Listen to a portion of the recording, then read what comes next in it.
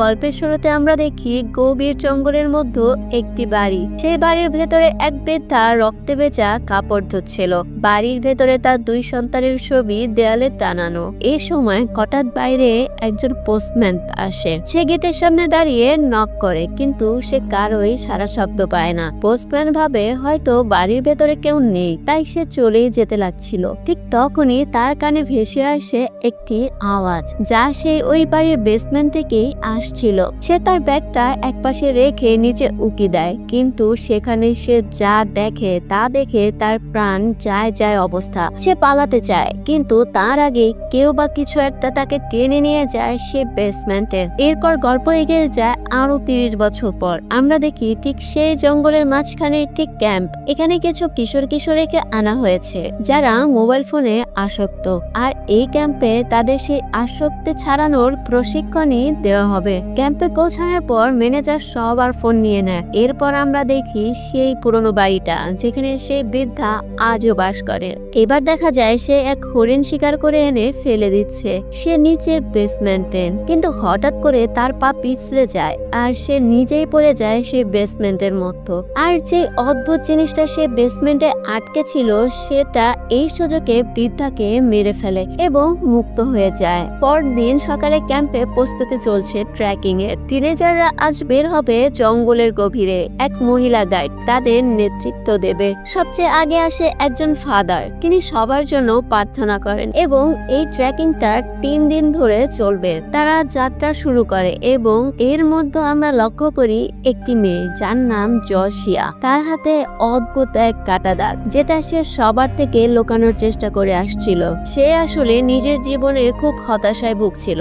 এই সময় তার কাছে আসে জুলিক নামের এক ছেলে, যে তার সঙ্গে কথা বলতে চায়, কিন্তু জশিয়া ওর কথায় খুব একটা মন দেয় না। তারা যখন সবাই ট্রেকিং এ এগিয়ে চলছে, তখন হঠাৎ দেখতে পায় একটি হরিণ যাকে কেউ সদ্য হত্যা করেছে।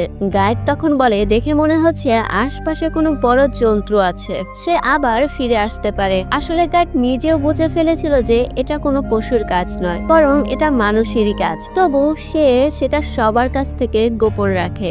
এরপর পুরো দিনভর তারা হেঁটে চলে। রাতে তারা একটি নির্দিষ্ট স্থানে সাবুটা নিয়ে রাত কাটানোর প্রস্তুতি নেয়। এই গাইড কেবল তাদের গাইডই নন, বরং সে ছিল তাদের কাউন্সিলরও। এই ট্রেকিং ক্যাম্পে আসা টিনেজাররা কেউ কাউকে চেনে না, কারণ এই ক্যাম্পের আসল উদ্দেশ্য হলো এই কিশোরদের মোবাইল ফোন আসক্তি থেকে মুক্ত করা। গাইড তাদেরকে মোটিভেট করতে থাকে। রাতে তাঁবুতে সবাই গল্প করতে থাকে। ঠিক তখনই একটি নেকড়ে ওদের ক্যাম্পে চলে আসে। সবাই ভয় পেয়ে যায়, কিন্তু জশিয়া একটুও ভয় পায় না। সে সাহসের সঙ্গে দাঁড়িয়ে নেকড়েটাকে তাড়িয়ে দেয়। এরপর সবাই ঘুমিয়ে পড়ে। রাতের গভীরে টিনেজারদের মধ্যে একজন ঘুম থেকে উঠে বাইরে যায়, কারণ সে এখনো চুপি চুপি একটা মোবাইল ফোন লুকিয়ে রেখেছিল। সে তখন মোবাইলে সোশ্যাল মিডিয়া চালাচ্ছিল। ঠিক তখনই অন্ধকারের মধ্যে একটি অদ্ভুত মানুষের ছায়া হাজির হয়, কিন্তু এটা নিশ্চিত ভাবে কোনো মানুষ ছিল না। সে ভয়ঙ্কর ছায়া দিয়ে ছেলেটিকে আক্রমণ করে এবং তাকে মেরে সঙ্গে করে টেনে নিয়ে যায়। অন্যদিকে জোসিয়া তখন এক দুঃস্বপ্ন দেখে। সে স্বপ্নে দেখে একবার সে তার মায়ের সঙ্গে গাড়ি চালিয়ে কোথাও যাচ্ছিল, আর তার মা যখন একে সেলফি তুলতে চাইছিলেন, আর সেই মুহূর্তে গাড়ির অ্যাক্সিডেন্ট হয়। এই স্বপ্ন দেখে জোসিয়ার ঘুম ভেঙে যায়। পরদিন সকালে গাইড সেই হারিয়ে যাওয়া ছেলেটিকে খুঁজতে শুরু করে, যাকে আগের রাতে সেই অদ্ভুত ছায়া মেরে ফেলেছিল। গাইড সবাইকে জিজ্ঞেস করে সে কোথায় গেল। তখন জোসিয়া রক্তের দাগ দেখতে পায়। সে বাকিদের সেই দাগ দেখিয়ে বলে, আমাদের এখনই তাকে খুঁজতে হবে। এরপর জোসিয়া, জুলিক এবং তাদের গাইড এই 3 জন মিলে জঙ্গলে ছেলেটিকে খুঁজতে বের হয়। তারা খুঁজতে খুঁজতে পৌঁছে যায় সেই পুরনো বাড়িতে, যেখানে আগে সে বৃদ্ধা থাকতো, যে নিজের বেসমেন্টে কিছু একটা লুকিয়ে রেখেছিল। এরপর 3 জন সাহস করে বাড়ির ভেতরে ঢুকে পড়ে। ঘরে প্রবেশ করে তারা টের পায় প্রচন্ড দুর্গন্ধ। তারা দেখতে পায় বেসমেন্টের দরজা খোলা। 3 জন মিলে নামতে শুরু করে সেই অন্ধকার বেসমেন্টে। সেখানে তারা দেখতে পায় তাদের হারিয়ে যাওয়া বন্ধুর মৃতদেহ পড়ে আছে। তারা আতঙ্কে চিৎকার করে সেখান থেকে পালাতে চায়, কিন্তু পালানোর আগে সে দানব আকৃতির অদ্ভুত প্রাণী এসে হাজির হয়। এটা দেখে তারা ভয়ে আতঙ্কিত হয়ে পড়ে। গাইড তখন জানালার মতো একটি পথ দেখতে পায়। সেই পথ দিয়ে জোসিয়া এবং জুলিককে সে বাইরে বের করে দেয়, কিন্তু সে নিজে বের হওয়ার আগেই সে দানব তার সামনে এসে দাঁড়ায় এবং ভয়ানকভাবে তাকে মেরে ফেলে। জোসিয়া আর জুলিক সেখান থেকে পালিয়ে যায়। অন্যদিকে জঙ্গলের অন্য প্রান্তে এক নদীর ধারে তাদের দুজন সঙ্গী বসেছিল। তারা এই ভয়াবহ ঘটনার কিছুই জানতো না, কিন্তু তখনই সে দানব এসে হাজির হয় আর এক মেয়েকে নির্মমভাবে হত্যা করে।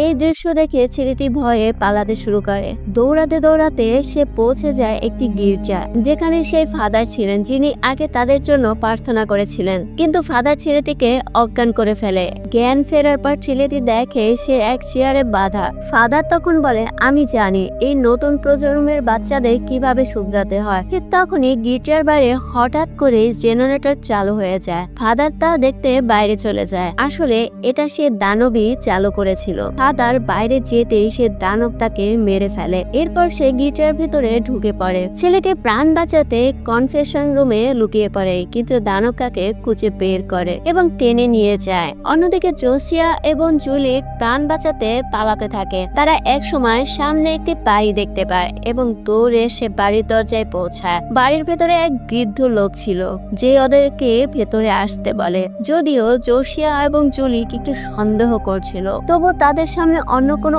উপায় ছিল না, তাই তারা ভেতরে ঢুকে পড়ে। বৃদ্ধ লোকটি তখন বলে, আমি জানি তোমরা কি থেকে পালিয়ে এসেছো।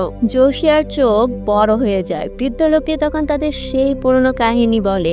আজ থেকে বহু বছর আগে এই এলাকায় এক মহিলা থাকতো। তার ছিল দুই ছেলে। একদিন আকাশ থেকে একটি মেটিওরাইট এসে পড়ে এই জঙ্গলে, আর তার দুই ছেলে সেটি খুঁজে পায় এবং সেটা বাড়ি নিয়ে আসে। রাতে তারা সেই মেটিওরাইটটা বিছানার নিচে রেখে তারা ঘুমিয়ে পড়ে, কিন্তু সেই পাথরের ফাটল থেকে বেরিয়ে আসা এক অদ্ভুত তরল পদার্থ যা ঢুকে পড়ে তাদের শরীরে। তারপর ধীরে ধীরে তারা রূপান্তরিত হতে থাকে মানুষ থেকে ভয়ঙ্কর দানবে। তারা প্রথমে নিজের পোষা কুকুরটাকে মেরে ফেলে।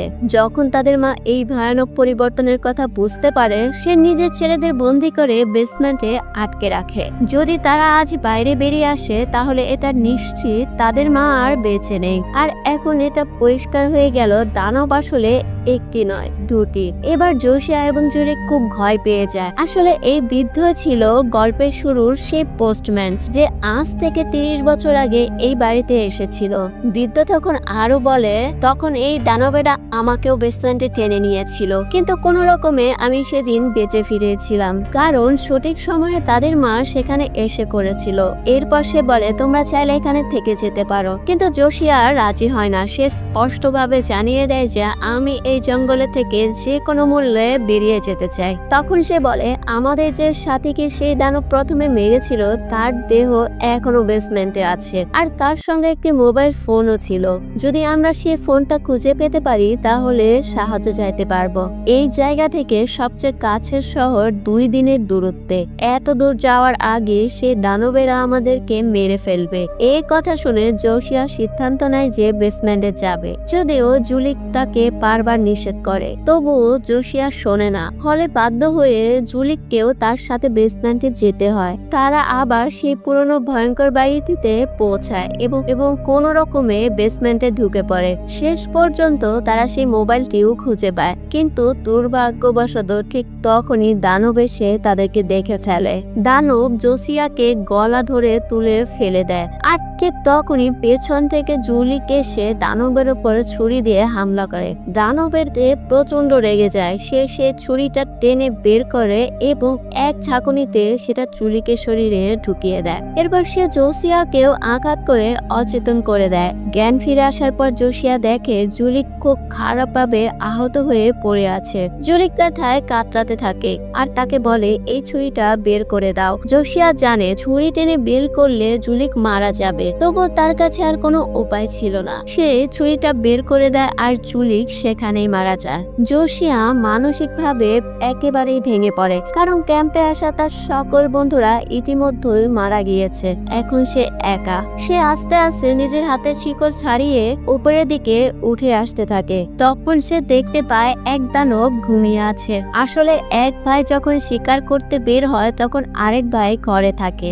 সুযোগ বুঝে জোশিয়া এক বড় ছুরি হাতে নিয়ে নিঃশব্দে দানবের দিকে এগিয়ে যায় এবং এক ঝটকায় তাকে ছুরি মেরে হত্যা করে। এরপর সেখান থেকে দৌড়াতে দৌড়াতে রাস্তায় পৌঁছে যায়। তখনই সামনে এসে পড়ে একটি গাড়ি, যেটিতে এক ফরেস্ট রেঞ্জার ছিল পেট্রোল নিয়ে। এই রেঞ্জার জোশিয়াকে দেখে গাড়ি থামায়। জোশিয়া দৌড়ে গিয়ে তাকে সবকিছু জানায়। সব শুনে রেঞ্জার আতঙ্কিত হয়ে ওঠে। সে জোশিয়াকে গাড়িতে তুলে নেয় এবং দুজনে মিলে ওই জায়গা ছাড়ে। কিন্তু কিছু দূর যাওয়ার পর তারা দেখে রাস্তায় একটা মৃতদেহ পড়ে আছে। রেঞ্জার গাড়ি থামিয়ে দেখে আসতে চায়। জোশিয়া তাকে বারবার না করে, কিন্তু সে তা শোনে না। সে গাড়ি থেকে নেমে সে মৃতদেহের কাছে যায়। ঠিক তখনই সেখানে হাজির হয় যে বাইরের শিকারে গিয়েছিল সেই দ্বিতীয় দানব। আসলে সে ওই মৃতদেহটিকে ফাঁকি হিসেবে রেখেছিল। দানব রেঞ্জারকেও হত্যা করে। অন্যদিকে আমরা দেখি সে বৃদ্ধ পোস্টম্যানকে, যে একা ঘরে বসেছিল আর বাইরে দরজায় হঠাৎ কেউ নক করে। সে ভাবে বাইরে হয়তো দানব আছে, তাই সে ভয়ে বন্দুক বের করে গুলি ছোড়ে। কিন্তু বাইরে বেরিয়ে সে দেখে ওই ছেলেটা দাঁড়িয়ে, যাকে দানব আগে ধরে নিয়ে গিয়েছিল গির্জা থেকে। কোনো মতে সে পালিয়ে প্রাণে বেঁচে ফিরেছিল, কিন্তু এখন সেও মারা গেল। এরপর আমরা দেখি জোশিয়া এবং নিজেই গাড়ি চালাতে শুরু করেছে। সে গাড়ি নিয়ে দানবকে প্রচন্ড জোরে ধাক্কা মারে, তারপর বারবার তাকে চাপা দিয়ে গাড়ির চাকার নিচে পিষে মেরে ফেলে। এরপর সে গাড়ি নিয়ে জঙ্গল থেকে বেরিয়ে যায়। এরপর রাত গভীর হয়। আমরা দেখি রাস্তায় দুজন মাতাল মানুষ হেঁটে যাচ্ছে। তারা বলে আজ হিটলারের জন্মদিন আর তারা সেটা সেলিব্রেট করছে। হঠাৎ তারা দেখতে পায় রাস্তার পাশে একটা দানবের মৃতদেহ পড়ে আছে। কিন্তু ভয়ঙ্কর সত্যি হলো সেই দানব এখনো মরেনি। সে হঠাৎ করে উঠে দাঁড়ায় এবং সে দুজনকেও মেরে ফেলে। আর তখনই আমরা দেখি সেই বাড়ি যেখানে দানবের দ্বিতীয় ভাই এখনো জীবিত। আর এতে বোঝা যায় এদেরকে মেরে ফেলা এতটাও সহজ নয়। শেষ দৃশ্যে ঘরের ভেতরে থাকা দানবটি শুনতে পায় বাইরে পুলিশের গাড়ির সাইরেন বাজছে। এর মানে বাইরে পুলিশ চলে এসেছে আর এবার হয়তো সে পুলিশদেরকেও মেরে ফেলবে। আর এখানে এই গল্প শেষ হয়ে যায়। আর এটাই ছিল এই মুভির সম্পূর্ণ এক্সপ্লেনেশন। আশা করছি আপনাদের কাছে এই ভিডিওটি ভালো লেগেছে। তাহলে অবশ্যই ভিডিওটিতে একটি লাইক দেবেন এবং চ্যানেলটি সাবস্ক্রাইব করে যাবেন। Thanks for watching.